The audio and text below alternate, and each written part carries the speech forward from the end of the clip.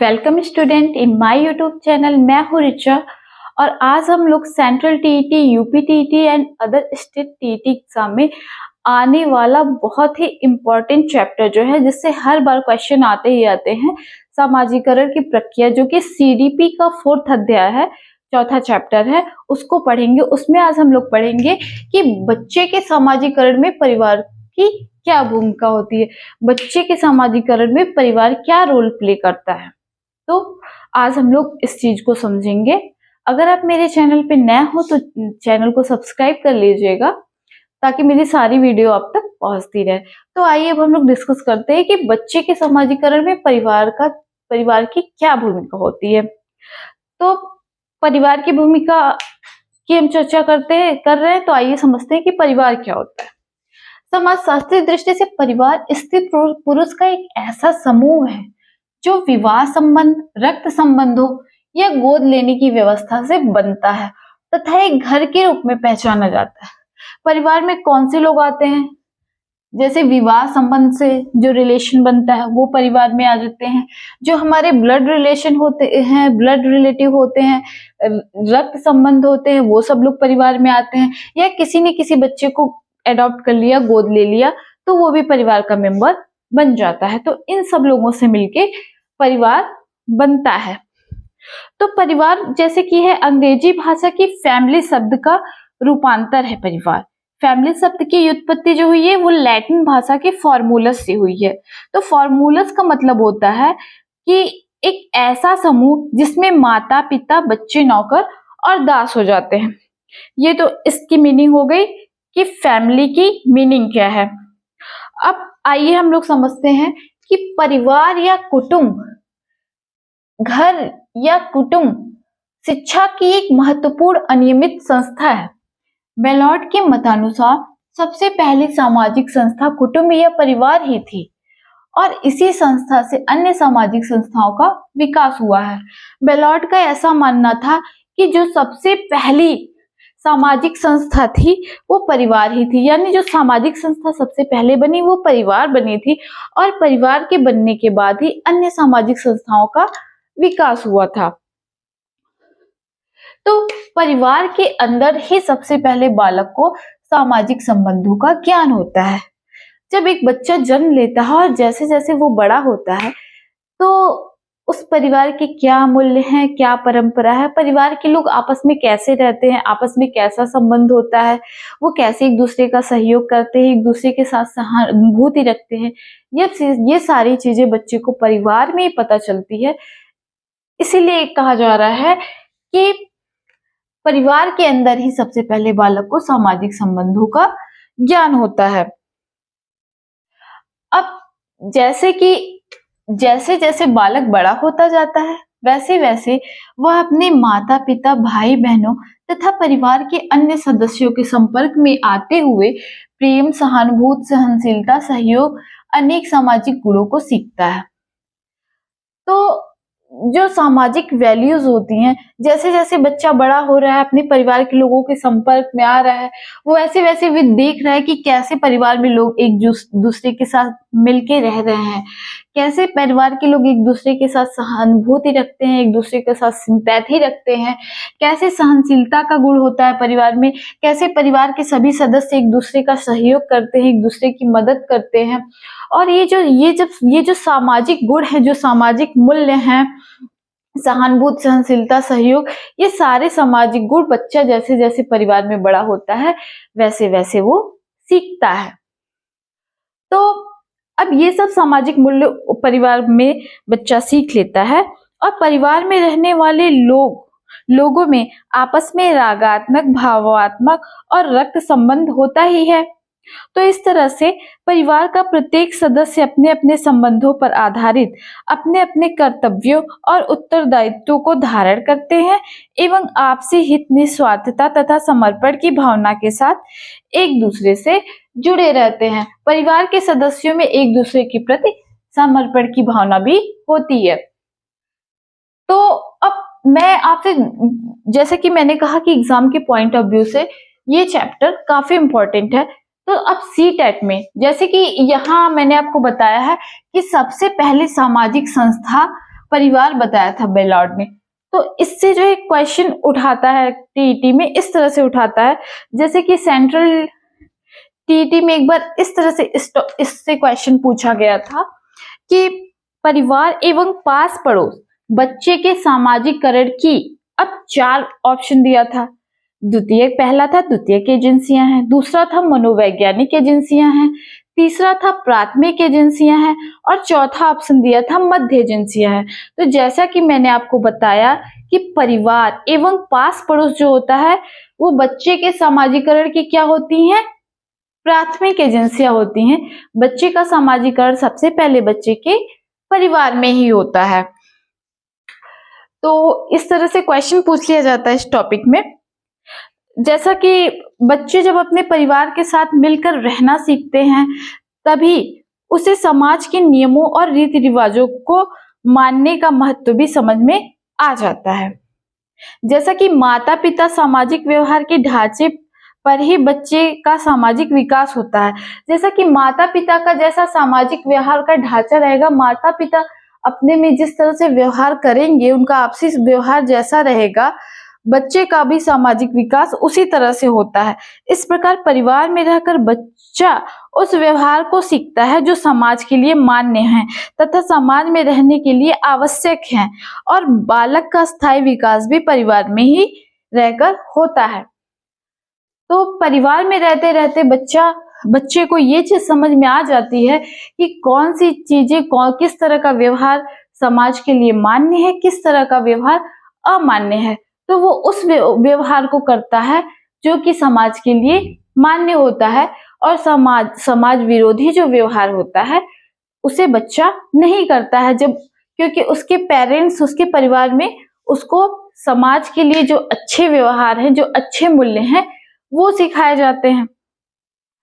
और इसका उल्टा जिस परिवार में नहीं सिखाए जाएंगे, जिस परिवार का माहौल अच्छा नहीं होगा, जहाँ के पेरेंट्स आपस में ही लड़ रहे हैं, या जहाँ के परिवार में एक शिष्ट सभ्य माहौल नहीं है, वहां बच्चे का विकास, सामाजिकरण अच्छी तरह से कैसे होगा? वो तो समाज विरोधी गतिविधियां ही सीखेगा। इस तरह से सबसे पहले बच्चे का सामाजिकरण जो होता है, बच्चे के सामाजिकरण में इसलिए परिवार का इंपॉर्टेंस सबसे ज्यादा होता है। तो इस तरह से हम लोगों ने ये चीज समझ लिया। जैसा कि सामाजिकरण करने वाली संस्था के रूप में परिवार व माता पिता का असाधारण महत्व है। ये कहा जाता है कि माँ और पिता के संरक्षण में रहते हुए बच्चा जो कुछ सीखता है वह उसके जीवन की अस्थायी पूंजी होती है। बच्चे को अनुशासन एवं सही समय पर सही काम करने की सीख उसके माता पिता से मिलती है, और आगे चलकर यह व्यक्तित्व के विकास का अभिन्न अंग बन जाती है। बच्चे को अपने माता पिता से सीख पता मिलती है कि क्या चीज सही है और क्या चीज गलत है। और इस तरह से वह अपने परिवार में रहते हुए प्रत्यक्ष अथवा अप्रत्यक्ष रूप से अपने परिवार के आदर्शों, मूल्यों, रीति रिवाजों, परंपराओं तथा मान्यताओं एवं विश्वासों को भी धीरे धीरे सीख जाता है। बच्चा अपने परिवार में जैसे जैसे बड़ा हो रहा है, अपने परिवार के लोगों को देख रहा है, और इस तरह से वो डायरेक्टली या इनडायरेक्टली उसके परिवार के क्या आदर्श हैं, उसके परिवार के क्या मूल्य हैं, उसके परिवार के क्या रीति रिवाज हैं, क्या कल्चर है, क्या परंपरा है, ये और क्या मान्यताएं हैं, और उसकी परिवार के क्या विश्वास है, क्या मान्यताएं हैं, ये सारे चीजों को बच्चा अपने परिवार में रहते हुए सीख लेता है। परिवार में ही बच्चे को सर्वप्रथम यह ज्ञान होता है कि उसे कौन कौन से काम करने चाहिए और किन किन कार्यों से बचना चाहिए। जैसे कि अगर कोई बच्चा गलत काम करता है तो उसके पेरेंट्स उसे उस चीज से मना करते हैं, और कोई सही काम करता है तो उसकी प्रशंसा होती है, उसकी तारीफ करते हैं। इस तरह से बच्चे को समझ में आ जाता है कि क्या काम सही है, क्या काम गलत है, उसे क्या करना चाहिए, क्या नहीं करना चाहिए। तो इस तरह से पेरेंट्स परिवार में एक अनुशासन का माहौल बनाते हैं, जिससे बच्चे को सही और गलत में फर्क पता चल जाता है। इससे बच्चा धीरे धीरे यह सीख जाता है कि समाज में क्या अच्छा है और क्या बुरा है और समाज उससे क्या चाहता है। जैसे कि उस अपने परिवार में सबसे पहले बच्चे को आदर्श और मूल्यों की शिक्षा मिलती है, अच्छे संस्कार मिलते हैं। और अगर वो गलत काम कर रहा है तो परिवार के सदस्य उसको उस काम से मना करेंगे, उसको डिसिप्लिन सिखाएंगे कि किस तरह से क्या काम सही है गलत है, और अच्छा काम करने पर उसकी प्रशंसा होगी। तो इस तरह से बच्चे को ये बात समझ में आ जाती है कि समाज में किस तरह से उसको समाज में व्यवहार करना चाहिए और कौन सा व्यवहार उसका समाज के अनुकूल है, समाज के लिए अच्छा है। और धीरे धीरे वह उन भावनाओं, मान्यताओं, परंपराओं और नियमों को जान लेता है जो समाज में प्रचलित है तथा समाज को मान्य होती हैं। इस तरह से परिवार में रहकर बच्चा इन सब चीजों, परंपराओं और मान्यताओं को समझ लेता है, जान लेता है कि क्या परंपराएं, क्या मान्यताएं, क्या व्यवहार, क्या आचरण समाज के लिए सही है और क्या गलत है। इस तरह से उसको समाज में एडजस्ट करने में आसानी होती है और बच्चे का समाजीकरण होता है।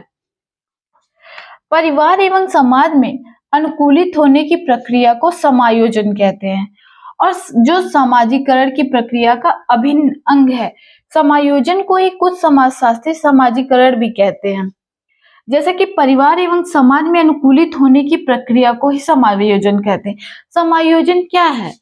समायोजन ये है कि आप कितनी तरह से अपने परिवार में अपने को एडजस्ट कर लिए हैं, कितनी अच्छी तरह से आप अपने समाज में, अपनी सोसाइटी में, चाहे वो विद्यालय हो, चाहे वो आपका वर्क प्लेस हो, जो भी हो, वहां आप अपनी खुद कितनी अच्छी तरह से एडजस्ट कर रहे हैं, कितना समाज के लिए आपका जो बिहेवियर है वो कितना सही है सामाजिक दृष्टिकोण से। तो जितनी आप अच्छी तरह से अपने को एडजस्ट कर रहे हैं उतनी अच्छी तरह से आपका समाजीकरण हुआ है। तो यही कहा गया है कि परिवार एवं समाज में अनुकूलित होने की प्रक्रिया को समायोजन कहते हैं, जो कि सामाजिकरण की प्रक्रिया का अभिन्न अंग है। अब बात आती है, ये तो हो गया कि समायोजन और समाजीकरण का आपस में क्या रिलेशन है। अब जैसा कि समाजीकरण करने वाली संस्था के रूप में परिवार व माता पिता का जो है वो असाधारण महत्व होता है समाजीकरण की प्रक्रिया में। तो ये कहा जाता है कि माँ और पिता के संरक्षण में रहते हुए बच्चा जो कुछ सीखता है वह उसके जीवन की अस्थायी पूंजी होती है। और यही बात मैंने आपको भी बताया है कि बच्चे को अनुशासन एवं सही समय पर सही काम करने की सीख उसके माता पिता से मिलती है और आगे चलकर यह व्यक्तित्व के विकास का अभिन्न अंग बन जाती है। तो जैसा कि माता पिता के द्वारा बच्चों की अधिकतम आवश्यकताएं पूरी की जाती हैं। बच्चे जब अच्छा काम करते हैं तो उनकी प्रशंसा होती है, जब गलत कार्य करते हैं तो निंदा होती है। तो इस तरह से जो है माँ अपने बच्चे को प्यार करती है और परिवार के अन्य लोग भी उसको प्यार करते हैं। वे उसके साथ हंसते बोलते हैं, बच्चा उनकी ओर देखता है और उनके होठों को हिलाकर बात करने की प्रक्रिया को बार बार देखता है और फिर उसी की नकल उतारने का प्रयास करता है। इसी के परिणाम स्वरूप सामाजिकरण का एक महत्वपूर्ण पक्ष भाषा का विकास उसमें हो जाता है। जैसा कि बच्चा अपने माता पिता को बोलते देख रहा है तो वो भी बोलना सीख लेता है और धीरे धीरे उसमें भाषा का विकास भी हो जाता है।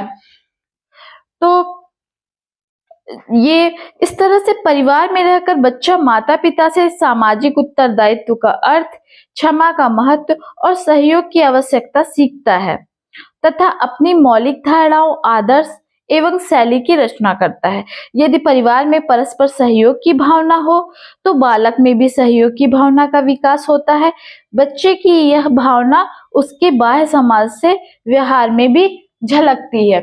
जैसा कि बच्चा अगर देख रहा है कि उसके परिवार में सहयोग की भावना है, उसके परिवार के सभी लोग एक दूसरे का सपोर्ट करते हैं, तो बच्चा यही आदर्श सीखेगा, ये मूल्य सीखेगा और वो भी क्या करेगा, लोगों की सहायता करेगा।